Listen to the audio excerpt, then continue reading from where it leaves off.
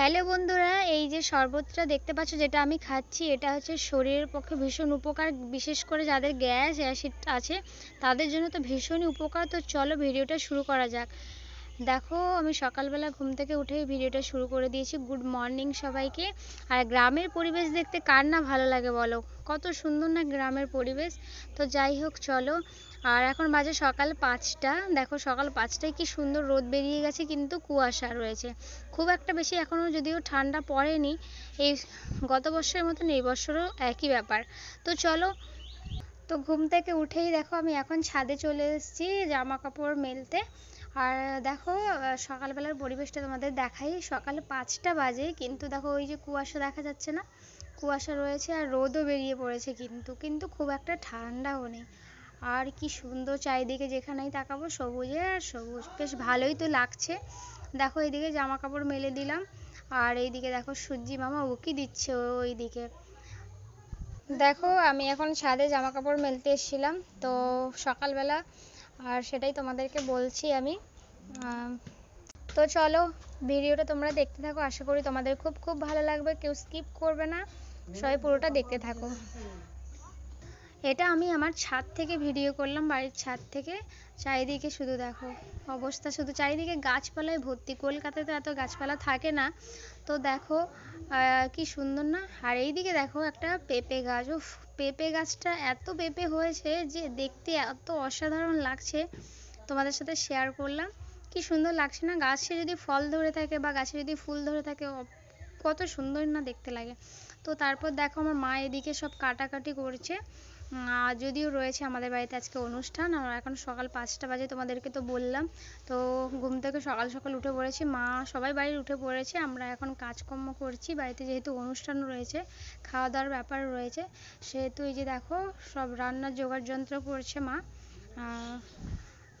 এই যে তারপর দেখো, এই পাতাটা কে কে চেনো আমাকে অবশ্যই কমেন্ট করে জানাবে। এটা হচ্ছে গাঁদা ফুল, যে হয় গাঁদা ফুল গাছের পাতা।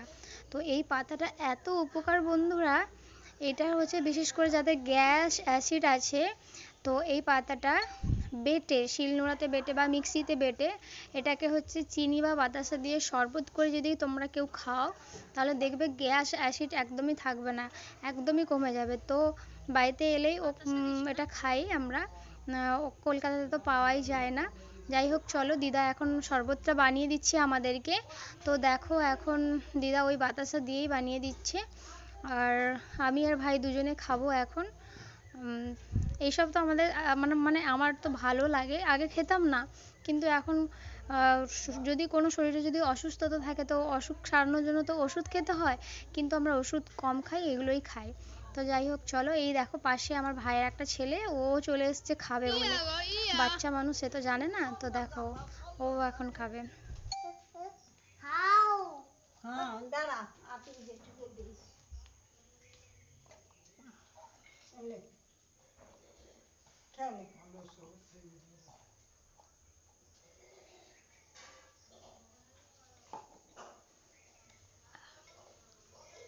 এই শরবতটা যাদের প্রচণ্ড গ্যাস তাদের জন্য খুব উপকার। ঠিক আছে, আমাদের তো গ্যাস হয়ে আছে, এই জন্য খুব উপকার। গাঁদা পাতা অনেকে সবাই জানে, অনেকে ফেলে দেয়, কিন্তু এটা সত্যি করে যাদের গ্যাস তাদের জন্য খুব উপকার। তারপর দেখো বাড়িতে যেহেতু রয়েছে অনুষ্ঠান, সেহেতু দেখো আমি 1 হাঁড়ি জল নিয়ে নিয়েছি, আর এখানে রয়েছে 500 গ্রাম চিনি। তো জলে এখন আমি চিনি দিয়ে দেব, কারণ আমাদের গ্রামের দিকে সবাই লেবু জলের শরবতটা খেতে ভালোবাসে। তো ঠান্ডা তো আছেই, কিন্তু এই শরবতটা আমাদের বাড়িতে কেউ আত্মীয় স্বজন আসলে প্রথমে আমরা এই শরবতটাই দিই। ঠিক আছে, তো এখন এই হাঁড়িতে আমি এখন চিনি ঢেলে দিলাম, চিনিটা ঢেলে দিলাম। তোমরা হয়তো অনেকে ভাবছো এতগুলো শরবত, হ্যাঁ বাড়িতে যেহেতু অনেকজনের ব্যাপার, মানে অনেকে আসবে, সেই জন্য 1 হাঁড়ি শরবত করতে হবে। তো চিনি দিয়ে ভিজিয়ে রাখলাম, কেউ আসলে লেবু চিপে ওটা আমরা শরবত দিয়ে দেবো। তো এখন চিনিটাকে আমি ভালো করে জলের সাথে মিশিয়ে নিচ্ছি। তো একটুখানি মিশিয়ে এটাকে আমি ঢাকা দিয়ে এখন রেখে দেবো। যেহেতু কেউ আসলে সঙ্গে সঙ্গে করে দিতে চিনিটা ভেজাতে অনেকটা টাইম লাগে, সেহেতু আগে দিয়ে করে রেখে দিলাম। দেখতেই পাচ্ছ তোমরা।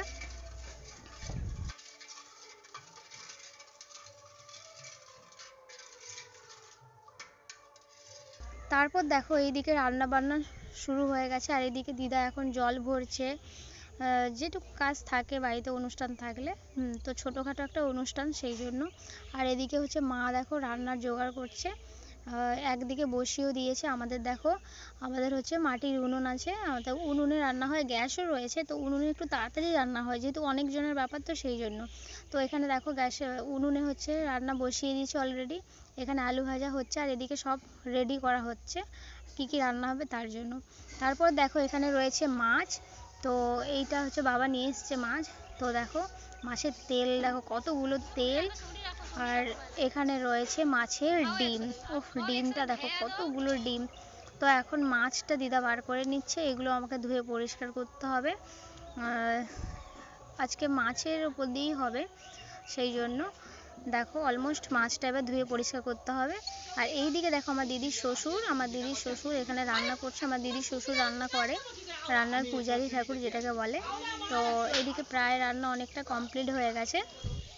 তারপর দেখো আমাদের বাড়িতে এই যে যাদের কথা বলছিলাম খাওয়া দাওয়ার ব্যবস্থা, তো দেখো সবাই এখন খেতে বসে পড়েছে। মাঝখানের ভিডিওটা তোমাদের সাথে শেয়ার করতে পারিনি ব্যস্ততার কারণে। তো এখনও সবাই খেতে বসে পড়েছে, অনেকে খেয়ে নিয়েছে আগে, আবার এখনও খাচ্ছে, তো দেখাচ্ছি তোমাদেরকে। তো সবাইকে এখন খেতে দিচ্ছি, তার ফাঁকে একটু সময় করে ভিডিও করলাম, তার মাঝে সময় বার করে তোমাদের জন্য একটু ভিডিও করলাম। দেখো ভালো লাগে তোমাদের সাথে কোনো কিছু শেয়ার করতে, তাই জন্য।